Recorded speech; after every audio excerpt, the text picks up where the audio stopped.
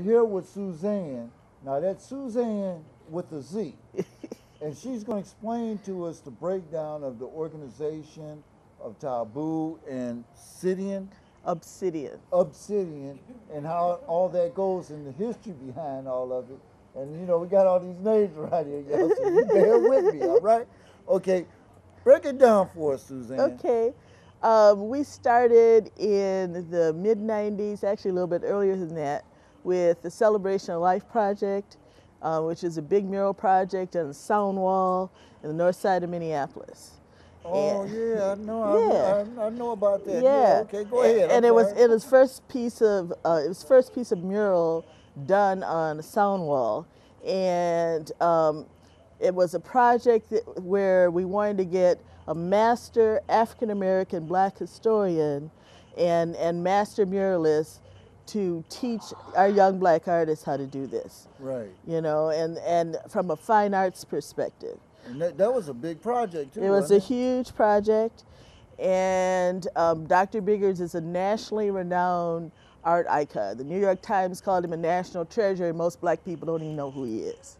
So you took that as the basis or the foundation, and then you built something off of that. So tell us about what it is you built. Okay, we moved on from there, and we formed a not-for-profit arts organization that's primarily here to serve African American artists and to share the knowledge of African American art history with the community.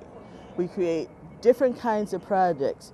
You talk to young artists, and they may say they're inspired by all kinds of different European artists, different European movements. What we're here to do is develop projects where they're inspired by their African American forefathers and foremothers in art.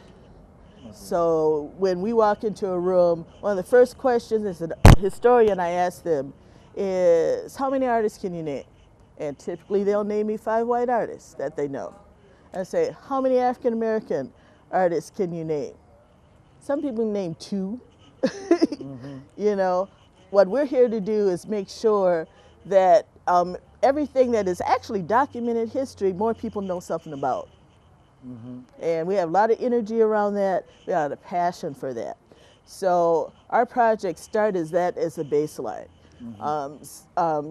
Give our young African American artists a jumping off point and learning something about history, and then from that basis, we hopefully we inspire them to create art that is based in Afrocentric history. Well, you know, I totally agree with you, and I follow the arts a lot. You know, all art.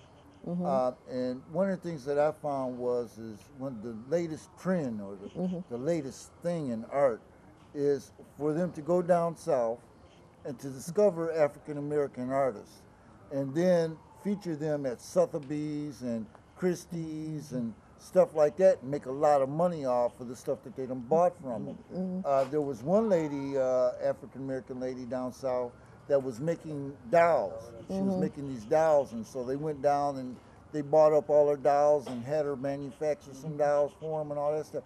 Then they took those artifacts back to New York, to Christie's, had a big auction, and made tons of money. Now, true enough, the sister made some money off of the stuff that she sold, and she probably got her asking price for it. But then they turned around and auctioned it off for 20, 30, 40 times what they had paid her for it. So, you know, if you're in the art world or whatever, you know, you got to understand what your value is. And of course, now, anything she makes now is worth a lot more and all like that. And then there was another guy that was a freelance sculptor, African American brother from down south, and they got a hold of some of his works and did the same thing. So now I think that our communities are starting to learn from that and starting to learn the true value of African American folk art kind of stuff, as it were. So, there's like all of these different markets for African American artists. There's the folk art market, there's the craft art market, there's the fine art market. right. And the hardest to crack is the fine art market, which is why that's where we concentrate. we would like to be able, we're a small arts organization, to spread ourselves across the way. But yeah, there is a market for stuff. There are more African American dealers and galleries that are dealing across the board, but for a while they didn't see the market. One of the things that these auctions do is it brings to light to some of these African American art dealers and gallery owners that, hey, there is a market for this, and I should have been doing it. Right. You know, otherwise, you know, their mind is somewhere else, stuck in another place. Well, that's the good thing about it. It did create exposure. Yeah. You know, it did create And exposure. exposure is huge. Right. I mean, you can't put a dollar value on exposure. That's right. So now tell me this, if somebody's out there and they want to contact your organization, how would they go about contacting you? And then if somebody's out there and they're an artist and they want to become a member of your group, first of all, let's talk about how they become a member, and then tell us how to get in contact with your group. Okay, how they become a member is that there's a participation fee, and there's meetings, and then there's projects and selling opportunities that the artists have. And so the artist coordinator is Pat Phillips, and they would leave a message for her at Obsidian Arts, 612-822-6808, and she would get back in touch with them, let them know about meetings, let them know about how they sign up, let them know how they become a part of the TAWU organization. And it's wonderful just as having the support of other artists, and which is why we formed the organization. And they do developmental kinds of things, like how to write a grant so that they can get more self-supporting. There's a lot of things that go into being a professional artist today. You know, yes, you have talent, but the reason a lot of people who are talented don't get discovered is because they don't really have that business part. Right.